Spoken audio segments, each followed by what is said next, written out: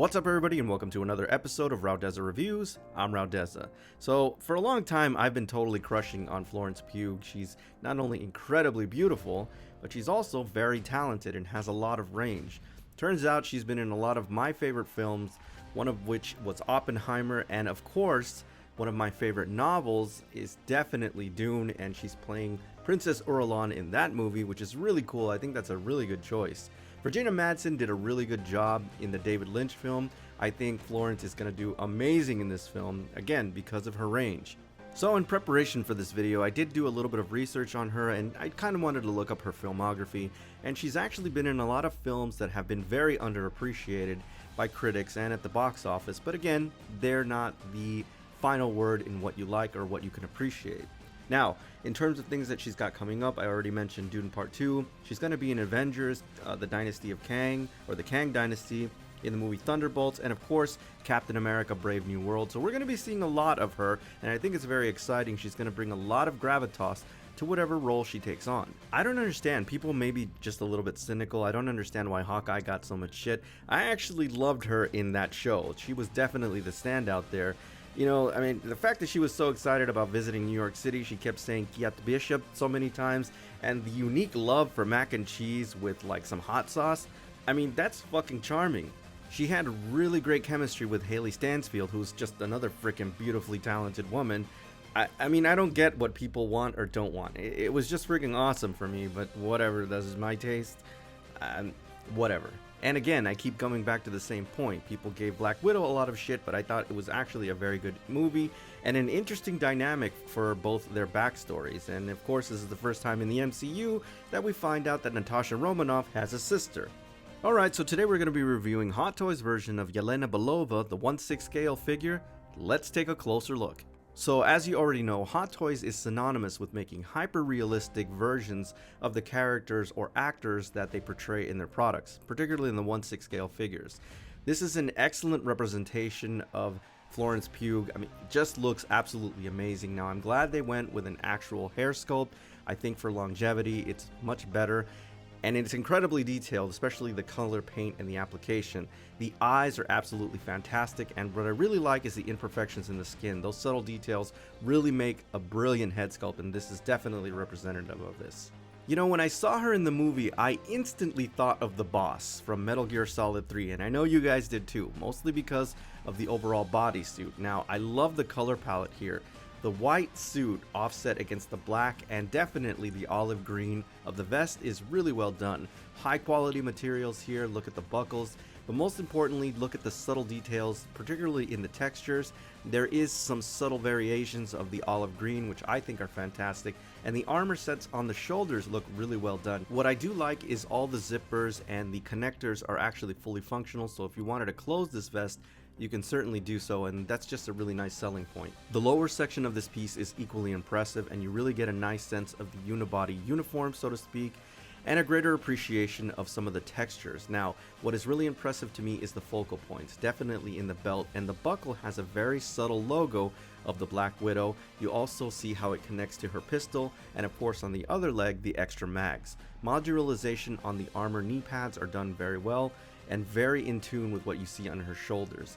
If I have one concern, it's definitely in the nut grabber. Be very careful because it could stain it over time. Now, one other thing that concerned me a little bit, and it's really just kind of like a nitpick visually, is in the sculpt of the boots. Now, they are sculpted very well. There's a lot of detail. Look at the laces.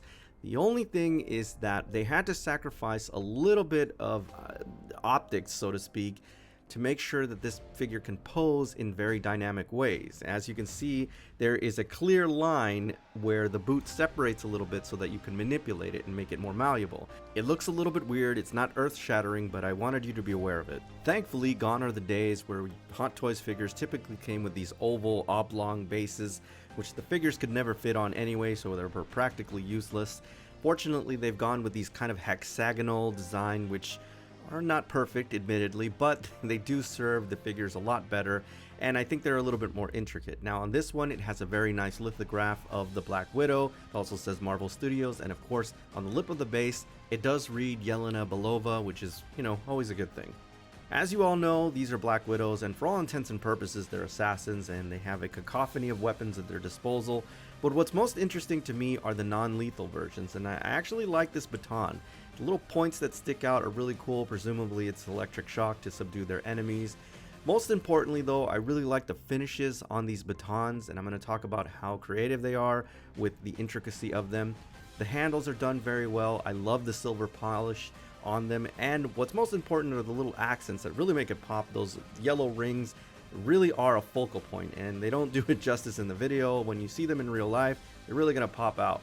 Now this actually might be a first for me. I didn't think that you should mirror this piece initially until of course I started looking at the footage and I saw the actual sculpt in the braid. Just look at how intricate and well done that is. It's not doing it justice in the video. You definitely got to mirror this for that reason, and it sounds a little bit silly, but hey, it is what it is. Definitely a lot of fan service here. It's really well done, and you also get a greater appreciation of how she attaches to the base. Now, again, be very careful with the nut grabber because I really think it could stain it after a while, so just kind of, make sure you minimize the contact. Now, I wanted to come back to the batons, or the non-lethal, so to speak, because I think these are very important. Not only are they incredibly detailed, but you also get one other solid piece like you saw in the actual figure. You can put them together very similar to Darth Maul, and then you have one long baton, or you have these other kind of jagged baton versions which have these points that you can manipulate and really get some dynamic poses, and you can even do like a whip effect. And I think that's actually really cool. I didn't do it in the video, but you can do it for some other posing options. Now, some of the other accessories include a pistol, which you saw holstered in the video. I don't know why I didn't do a one-on-one like this. But you also get these 3 throwing knives or daggers that actually fit on the other side of her leg, which is really cool. Overall, they're not too detailed. There's not too much intricacy here. They're just pretty much a solid color.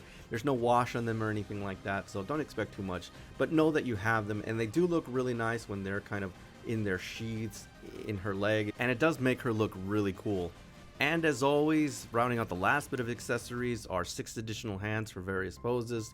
And these are pretty detailed, even though the majority of them are covered with the actual gloves themselves with the open fingers. But what you see of the open figures, they're very detailed.